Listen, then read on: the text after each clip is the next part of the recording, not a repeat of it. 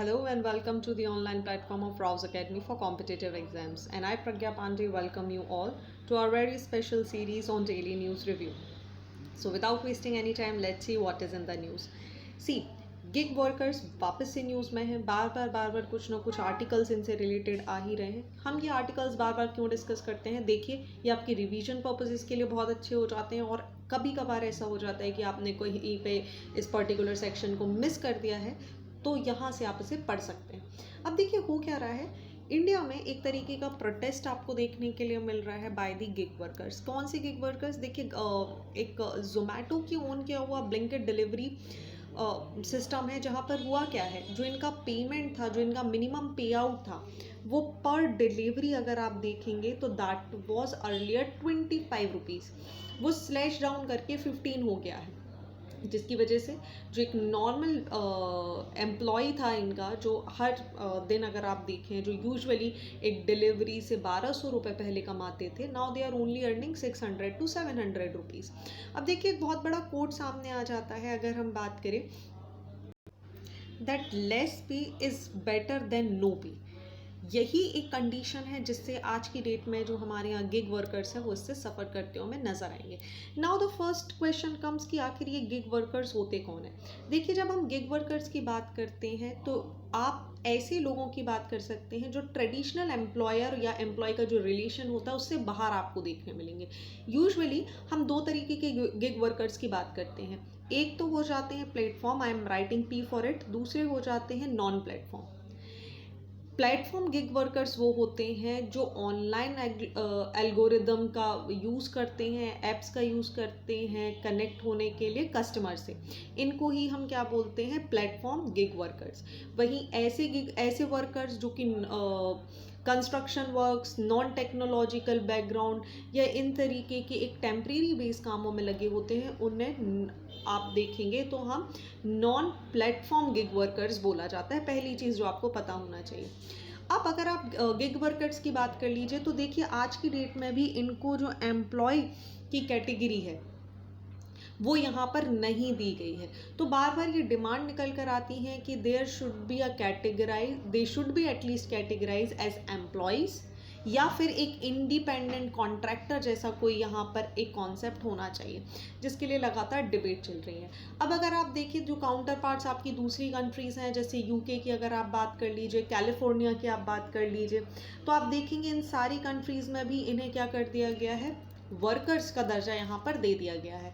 But when it comes to India, आप देखेंगे national commission on labours ने recommend किया कि हमें कंसोलिडेट करना चाहिए, सेंट्रल लेबर लॉज जो हैं उनको एक साथ लाने की ज़रूरत है। इसी के बाद आपने देखा कि कोड ऑन सोशल सिक्योरिटी 2020 हमारे सामने आ गया था, जिसने प्रपोज किया कि जो गिग वर्कर्स हैं within the ambit of labour law, for the first time they have modified it, और अंडर सेक्शन 2 क्लॉज 35, ठीक है, let me also write it here, 2 clause 35 of the code of gig workers is defined as a person who performs work on or participate in a work arrangement and earns from such activities outside of a traditional employer and employee relation.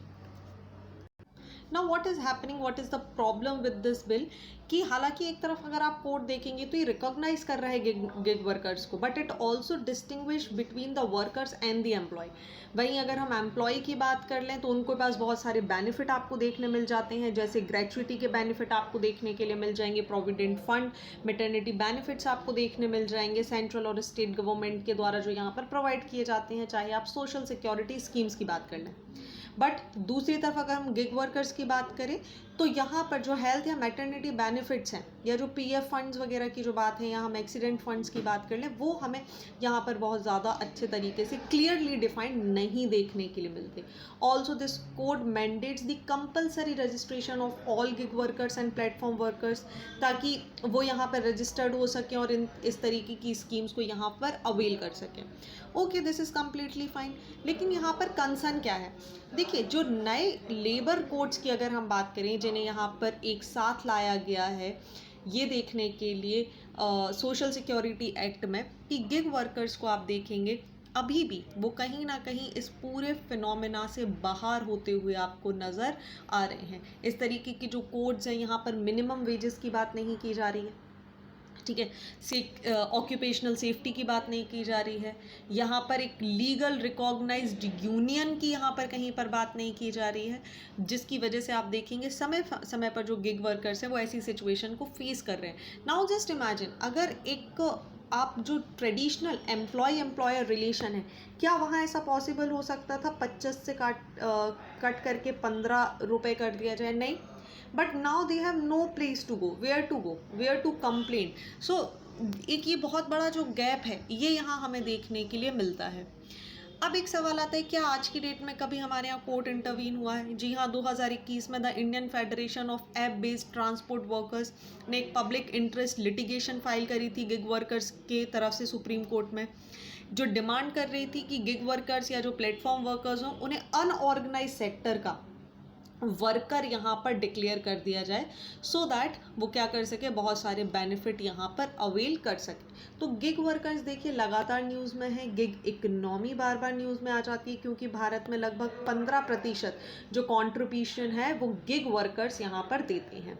So you should keep this particular point in mind. चलिए आगे बढ़ते हैं। The next article what we are discussing about good divorce news में है। Supreme court ने देखिए यहाँ पर आर्टिकल 142 की बात करी है, अपने एक डिस्क्रिशनरी पावर के बारे में यहाँ पर बात करी है।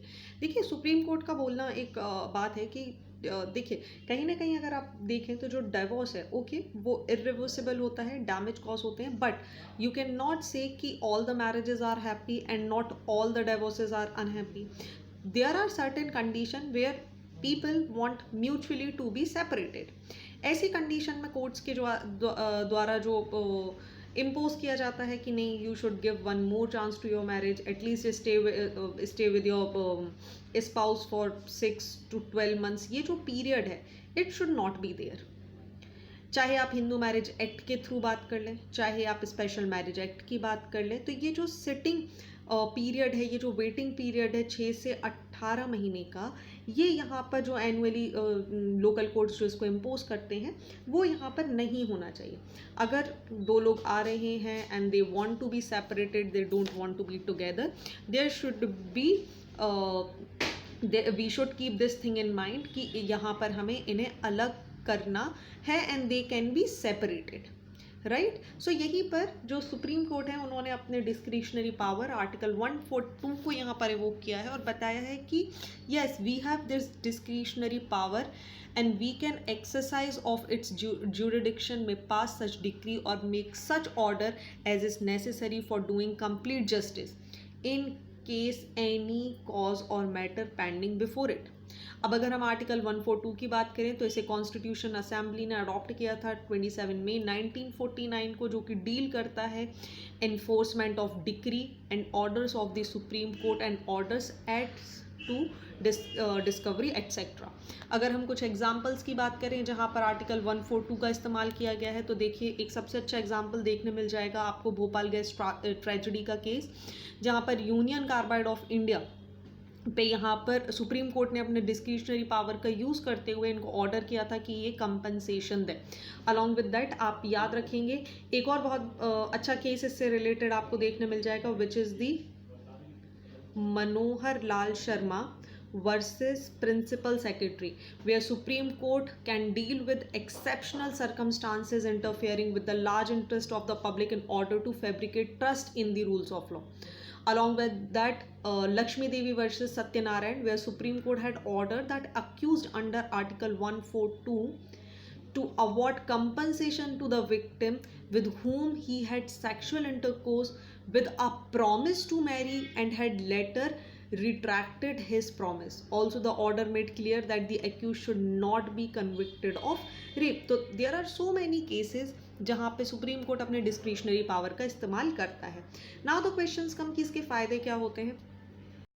तो देखिए ये सबसे पहले जो इनजस्टिस हमें देखने को मिलता है, ये एक तो इनजस्टिस को यहाँ पर ब्लॉक करता है, ठीक है। जो सिटीजन्स के राइट हैं उनको भी प्रोटेक्ट करता है, गवर्नमेंट पे चेक एंड बैलेंस रखता है। तो आप देखेंगे डायरेक्टली इनडायरेक्टली ये जो आर्टिकल है ये बन जाता है क्वेश्चन का विषय क्यों? क्योंकि ये जो आर्टिकल है ये कहीं ना कहीं एक जुडिशरी ओवर रीच की बात कर देता है। मतलब जुडिशरी के पास एक पावर आ जाती है कि वो एग्जीक्यूटिव के ऊपर आकर भी डिसीजन दे देगी। मतलब हमारे यहाँ आप देखिए 3 पिलर्स ऑफ डेमोक्रेसी की जब हम बात करते हो तो सबके काम सेपरेट हैं, जहाँ जुडिशरी एग्जीक्यूशन में इन्वॉल्व नहीं होता है and the vice versa. But with the article 142 supreme court के पास ये राइट होता है कि वो अपने डिस्क्रिशनरी पावर का इस्तेमाल करते हुए किसी भी इम्पॉर्टेंट चीज़ में इन्वॉल्वमेंट दिखा सकते हैं।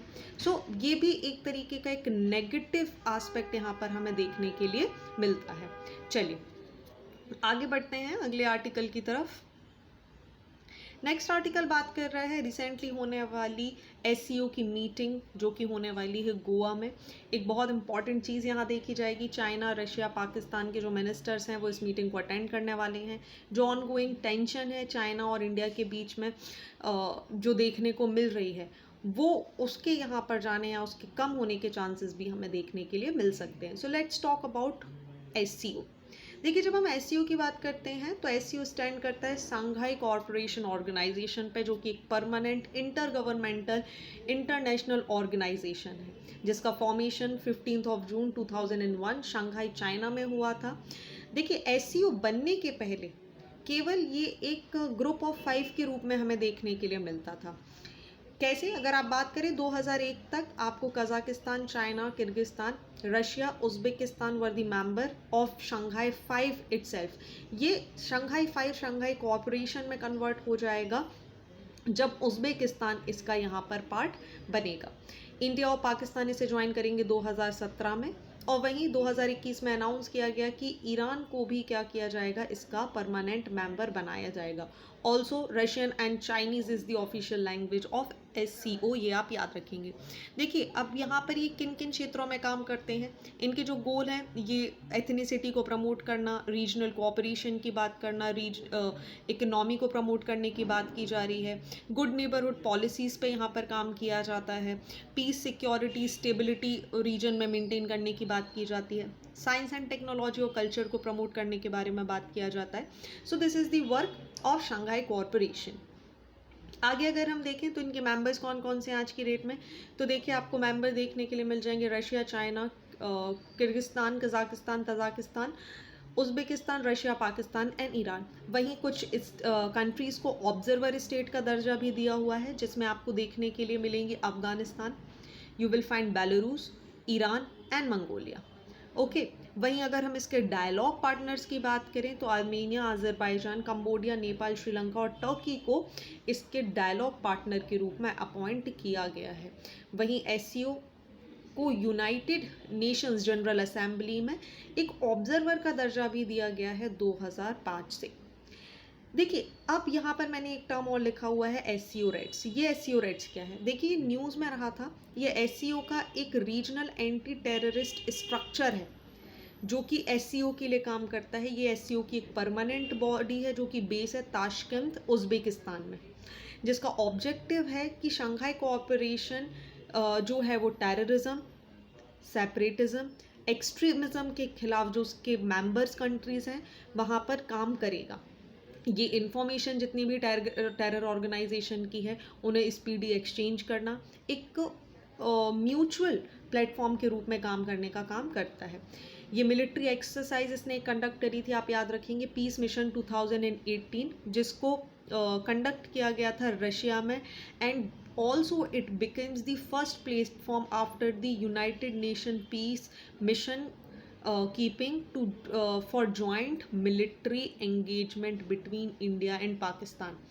तो इसके अलावा एक लौता ऐसा प्रोग्राम जहाँ पे इंडिया और पाकिस्तान दोनों की मिलिट्री पीस कीपिंग के लिए एक साथ आके काम कर रही हैं, दैट इज़ दी एससीओ का रेड्स प्रोग्राम। तो ये भी इम्पॉर्टेंट है, बिल्कुल इसको भूलिएगा नहीं। चलिए आगे बढ़ते हैं अगले आर्टिकल की तरफ। Next article is important for economics, de dollarisation की यहाँ पर बात की जा रही है। देखिए जब से आपने रशिया यूक्रेन का वॉर के बारे में सुना है तभी से आप देख रहे होंगे कि कहीं ना कहीं डॉलर को रिप्लेस करने की बात की जा रही है। या कंट्रीज़ बहुत दशकों से ऐसा ट्राई कर रही हैं कि जो डॉलर है उसकी जगह दूसरी कोई करेंसी यहाँ पर आए, क्योंकि जो डॉलर की मोनोपोली है वो यहाँ से ख़त्म होनी चाहिए।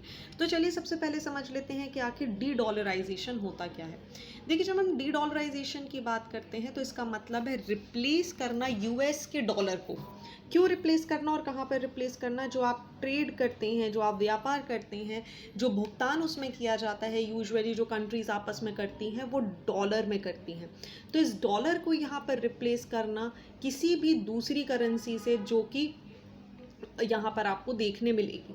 वहीं अगर आप देखेंगे एक रिजर्व करेंसी जो यहाँ पर बार बार बात की जाती है, जैसे हम बोलते हैं फॉरेक्स में हमें इतना गोल्ड रखना ज़रूरी है, ठीक है, और सर्टेन एक अमाउंट रखना ज़रूरी है, उसके लिए भी डॉलर को वाइडली एक्सेप्ट किया गया है, usually for the cross border transaction. इसी को हम रिजर्व करेंसी भी बोलते हैं। तो यहाँ पर जो दुनिया भर के जो सेंट्रल बैंक हैं जिन्होंने इसको एक्सेप्ट किया हुआ है, इसको भी यहाँ पर रिप्लेस करने की बात कर रही है। अब जैसा मैंने आपको बताया, कंट्रीज़ बहुत समय से ट्राई कर रही हैं कि इसको यहाँ पर चेंज कर दिया जाए। क्यों? बार बार अगर आप देखेंगे यूएस कहीं ना कहीं इस डॉलर का यूज़ करके यूएस कई बार ऐसा नोटिस किया है कि वो वेपनाइज करता है यूएस डॉलर को। जब वो कंट्रीज़ पे सैंक्शन लगाता है या जियोपॉलिटिकल कॉन्टेक्स्ट की अगर हम बात करें तो वो अपना इंटरेस्ट शो करने के लिए, अपनी पावर दिखाने के लिए बहुत सारे सैंक्शन लगाता है, बिकॉज उसे पता है। आप अभी देख लीजिए, रशिया यूक्रेन के वॉर के टाइम पर उसने बोल दिया कि ठीक है, हम क्या कर रहे हैं, रशिया पर यहाँ सैंक्शन लगा रहे हैं। Resulted in to what? अब अगर रशिया किसी के साथ ट्रेड करना चाहता है तो वो यूएस के डॉलर का यहाँ पर इस्तेमाल नहीं कर पाएगा। But the scenario has change thoroughly when India and other countries come forward and they trade in their own currency। एक म्यूचुअल पॉइंट पर आकर यहाँ पर इन्होंने ट्रेड करना चालू किया था। ये एक बहुत बड़ा माइलस्टोन है, क्योंकि जब भी आप बात करेंगे वेस्टर्न नेशन की या ईस्टर्न रीजन्स की, अगर आप बात करेंगे साउथ एशियन रीजन्स की आप बात करेंगे, तो वेस्टर्न के जो भी इंटरेस्ट होते हैं वो हमेशा इन क्षेत्रों पर थोप दिए जाते हैं। But for the very first time India stood against it and they decided कि नहीं, दिस इज़ अ टाइम कि हमें जो डॉलर की मोनोपोली है इसे यहाँ पर ख़त्म करना होगा। अब जैसे आप देखिए, ब्रिटिश पाउंड की आप बात कर लीजिए, फ्रेंच के फ्रांक की बात कर लीजिए, वो भी कई लेवल पर, इंटरनेशनल लेवल पर रिजर्व करेंसी के रूप में सर्व कर चुके हैं। तो ये हमें याद रखना होगा जब हम किसी करेंसी को यहाँ रिप्लेस करने की बात कर रहे हैं। तो we are not targeting any country here, but as a economic clout जिन भी कंट्रीज़ की यहाँ पे करेंसी यूज़ की गई है वो कहीं ना कहीं, चाहे आप अभी जैसे मैंने आपको बोला ब्रिटिश पाउंड की बात कर लीजिए, फ्रेंच फ्रांक की बात कर लीजिए, उन्होंने भी इस तरीके का डाउनफॉल पहले देखा हुआ है जो कि आज की डेट में यूएस डॉलर के साथ हो रहा है। अगर हम ब्रिटेन की बात करें, they lost its status as a global economic superpower in the first half of the 20th century। उसी तरीके से अगर हम यूएस की कंडीशन देखेंगे तो यूएस का जो ग्लोबल रिजर्व या करेंसी स्टेटस है वो भी कहीं ना कहीं उसे अनफेयर प्रिविलेज प्रोवाइड कर देता है, जो कि जस्टिफाई नहीं होता। इसी की वजह से आप देखेंगे जो डी डॉलराइजेशन के अटेम्प्ट्स हैं बहुत ज़्यादा कंट्रीज़ के द्वारा यहाँ पर किए जा रहे हैं। नाउ द क्वेश्चंस कम कि सबसे सूटेबल यहाँ पर अभी कौन सी करेंसी है। तो देखिए, चाइनीज़ युआन।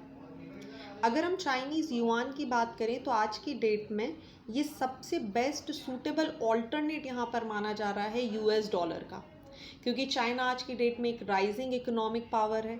चाइना वर्ल्ड में बहुत ह्यूज वॉल्यूम पर गुड्स और सर्विसेज को सप्लाई करता है, ट्रेड को रन करता है, ट्रेड सरप्लस कंट्री के रूप में हमें दिखाई देता है। और इसी की वजह से आप देखेंगे तो पॉसिबिलिटी लगाई जा रही है कि जो युआन है उसको एक रिजर्व करेंसी या डॉलर की जगह पर, मतलब डॉलर को थ्रोन आउट करके यहाँ पर इसका यूज़ किया जा सकता है। हालांकि अगर हम रिस्ट्रिक्शन प्लेसेस की बात करें तो बहुत सारी जगह पे चाइनीज़ गवर्नमेंट का रोल भी हमें ऐसा देखने मिलता है, जहाँ पर वो समय समय पर रिस्ट्रिक्शंस लगाती रहती हैं। चाहे फॉरेन एक्सेस की हम बात करें, चाइना की फाइनेंशियल मार्केट की बात करें, तो ये थोड़ा सा ड्यूबियस सा होता हुआ हमें नज़र आता है। But this is for sure that time has been started जहाँ पर डी डॉलराइजेशन का कॉन्सेप्ट हमें नज़र आने लगा है, बिल्कुल उसी तरीके से जैसे ब्रिटेन के पाउंड के साथ और फ्रेंच के फ्रैंक के साथ हमें देखने के लिए मिला था। चलिए, let's talk about the next article जो कि इम्पॉर्टेंट है जीएस पेपर 3 के लिए, और बात की जा रही है लाइन ऑफ एक्चुअल कंट्रोल। देखिए, आर्टिकल का जो क्रक्स है वो इस तरीके से समझ लीजिए कि राइटर ये बता रहे हैं कि इंडिया को एक वेकअप कॉल की ज़रूरत है, क्यों ज़रूरत है? अगर हम पीस टॉक्स पे ही डिपेंड करते रहेंगे तो आप देखेंगे कहीं ना कहीं हम ग्रेजुअली अपनी जो टेरिटरीज हैं उनको लूज़ करते जाएंगे। इंडिया को यहाँ पे ज़रूरत है कि वो एक स्ट्रॉन्ग होल्ड लेकर आ गया है, पीस टॉक्स के बारे में यहाँ पर बात नहीं करें, ठीक है? क्योंकि इंडिया का अभी तक जो अप्रोच रहा है वो आप देखेंगे कहीं ना कहीं इंडिया एक स्ट्रेटेजिक पेशेंस का जो कॉन्सेप्ट है उसको लेकर आगे बढ़ रहा है। लेकिन ग्रेजुअली यू हैव नोटिस 2020 से अगर हम बात करें तो ईस्टर्न लद्दाख के जो क्षेत्र हैं, ठीक है, चाहे आप बात कर लीजिए सांगसो लेक की बात कर लीजिए, जैमचुक रीजन की बात कर लीजिए, यू विल फाइंड कि कहीं ना कहीं इसका इंडिया को एक नेगेटिव इम्पैक्ट ही देखने को मिला है। अब अगर हम इंडिया और चाइना की बात करें तो देखिए इंडिया और चाइना शेयर करते हैं लगभग 3488 किलोमीटर लंबी बॉर्डर, ठीक है। अनफॉर्चुनेटली अगर हम बोले तो ये जो पूरी की पूरी बॉर्डर है ये डिस्प्यूटेड है। अब ये यहाँ पर जो लाइन आपको देखने मिलेगी that delineates the boundary between these two country, इसी को हम पॉपुलरली बोलते हैं द मैकमोहन लाइन, आफ्टर जो हमारे सर हेनरी मैकमोहन थे उन पर। 1913 का वो पीरियड है जहाँ पर ब्रिटिशर्स और इंडियन गवर्नमेंट ने एक ट्राइप्रेटरेट कॉन्फ्रेंस यहाँ पर करवाई थी। किस किस ने? देखिए इंडिया आपको देखने मिल जाएगा, ब्रिटेन इसका पार्ट देखने मिलेगा, और चाइना, मतलब why I am not writing it separately, you should understand कि हम 1913 की बात कर रहे हैं। तो और ये वही टाइम है 1913 का जब इंडिया पार्ट हुआ करता था ब्रिटिशर्स का, ठीक है। अब अगर हम बात करें तो यहाँ पर एक ट्राइपेट्रेट कॉन्फ्रेंस की गई जहाँ पर बाउंड्री जो थी इंडिया और तिब्बत के बीच में उसको फॉर्मलाइज किया गया, एक डिस्कशन हुआ between India and the Tibet, और एक कन्वेंशन यहाँ पर अडॉप्ट किया गया जिसके हिसाब से जो और डीलिमिटेशन है इंडो तिब्बतन बाउंड्री का वो यहाँ पर हमें कंडक्ट होता हुआ नज़र आया। हाउएवर ये जो पूरा जो डिस्प्यूट हमें देखने मिलता है, चाइना इसे बोलता है कि ये पूरा इलीगल है और ये गलत तरीके से यहाँ पर कंडक्ट करवाया है। 1957 की अगर हम बात करें तो this is the time period where China occupied the important strategic location which is the Aksai Chin, ठीक है, and build a road through it. Or this episode was followed by intermittent clashes along the border, which finally culminated into the war, the Great War of 1962, जहाँ पे India को बहुत time बाद पता चला था कि क्या सिनेरियो हो रहा है। ओके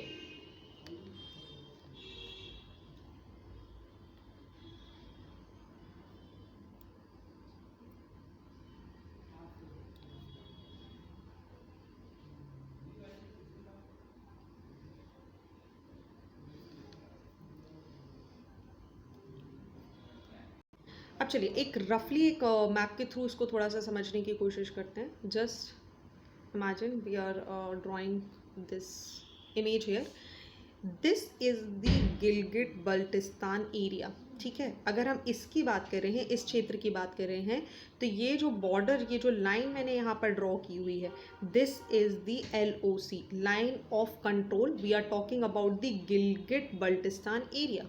ओके अब अगर हम यहाँ पर ऊपर की तरफ चले जाएं तो आपको यहाँ पर देखने मिल जाएगा शख्सगम वैली, ठीक है, जो कि वो एरिया है जो कुछ सीड किया गया है पाकिस्तान और दे दिया गया है चाइना को। इंडिया बोलता है, इंडिया का बोलना है कि भाई ये हमारा है, इसको गलत तरीके से किया गया है। यहाँ बीच में बना हुआ है हमारा सियाचिन ग्लेशियर, ठीक है, जो कि कंट्रोल किया जाता है इंडिया के द्वारा और पाकिस्तान बोलता है ये हमारा है। अब now this is the section, ठीक है, अंडरस्टैंड इट वेरी क्लियरली। यहाँ से आपको चाइना की बॉर्डर लगी हुई दिखाई दे रही है, यहाँ पे जिनजियांग प्रोविंस है, ये है अक्साई चिन का क्षेत्र, ठीक है, जिसे कंट्रोल किया जाता है चाइना के द्वारा कब से? 1962 से, और इंडिया इसके ऊपर क्लेम करता है कि ये हमारा है। और यहीं पर बनी हुई है, देखिए आपकी इम्पॉर्टेंट गालवान वैली, यहीं पर बने हुए हैं आपके हॉट स्प्रिंग, मतलब P15 और P17 की हम बात कर रहे हैं, और यहीं आपको देखने के लिए मिल जाएगा तांगसो लेक, ठीक है। So this is the strategic location जहाँ पे आप देखेंगे तो लगातार इंडिया और चाइना के बीच में आपको वॉर्स होते हुए नज़र आ रहे हैं। So what article is denoting here कि देखिए कोई डिप्लोमेटिक मीटिंग की हमें यहाँ पे आवश्यकता नहीं है। This is a high time where meeting no talks between corps commander have elicited any program since September last year. Regular meetings हो रही हैं इंडिया और चाइना के मिनिस्टर्स के बीच में, तभी भी हमें इसका कोई रिजल्ट होते हुए नज़र नहीं आ रहा है। even after India have been watered down so much that India no longer demanded a return to the status quo of April 2020, तभी भी इसका कोई आउटकम हमें देखने के लिए नज़र नहीं आ रहा। अब यहाँ पर कहीं अगर हम बात करें तो ये एक तरीके का मैसेज देता है कि क्या हमारी इनकम्पेटेंस है या हम compete नहीं कर सकते हैं। तो ये जो हमारा मूव है वो यहाँ पर हमें सही देखने के लिए नहीं मिल रहा। हालांकि इसका एक इंडिया ने एक प्रोएक्टिव मूव भी लिया है। इंडिया ने बहुत ज़्यादा प्रेशर के अंदर on the border and its need to find a way to transfer the pressure back to China. Now India is in under pressure, चारों तरफ से चाइना उसे घेर रहा है। चाहे आप नाथुला पास की बात कर लीजिए, आप गालवान वैली की बात कर लीजिए, आप सक्सगम की वैली की बात कर लीजिए। What China is doing, China जो हमारे पेट्रोलिंग पॉइंट है P15 P17 उनसे इंडिया को लगातार काउंटर करता हुआ हमें नज़र आ रहा है और इंडिया पे एक बहुत एक्सट्रीम प्रेशर बना रहा है। Now what India needs to do, India को भी LEC के आसपास कुछ इस तरीके की एक्टिविटी, शायद as per the author again I am telling you, इस तरीके की एक्टिविटीज़ करने की ज़रूरत है जहाँ पर जो डिफेंसिव पॉस्चर है इंडिया का वो शो हो सके। जो डेली कहीं ना कहीं जब हम बात कर रहे हैं हमारी जो मिलिट्री है वो यहाँ पर लैग करती हुई नज़र आ रही है एंड जो प्रेशर है इंडिया के ऊपर वही सेम प्रेशर हम चाइना के ऊपर ट्रांसफ़र कर सकें। सो एक 1962 के बाद हम जो एक घोस्ट कर चुके हैं इस पूरी सिचुएशन की, वॉर की सिचुएशन को, that we should not do. This is a high time where we should come forward and take the step जहाँ पर हम एक नेशनलिज्म का कॉन्सेप्ट या इंडिया का जो डिफेंसिव मैकेनिज्म है वो हम यहाँ पर दिखा सकें। सो आई होप ये आर्टिकल का एक क्रक्स था जो आपको समझ आ चुका होगा। आप कैसे यहाँ से कुछ पॉइंट निकाल कर इंडिया और चाइना के रिलेशनशिप में आप इनका यूज़ कर सकते हैं। सो ये थे आज के article, important article. I hope सारे आर्टिकल आपको क्लियर हो चुके हैं। किसी भी तरीके के डाउट के लिए आप हमें कमेंट सेक्शन में बता सकते हैं। अगर आपको वीडियो अच्छा लगा है so do like our channel and subscribe our channel to never miss any updates. Please follow us on Instagram and Facebook. Links are given below in the description box. Thank you and see you tomorrow.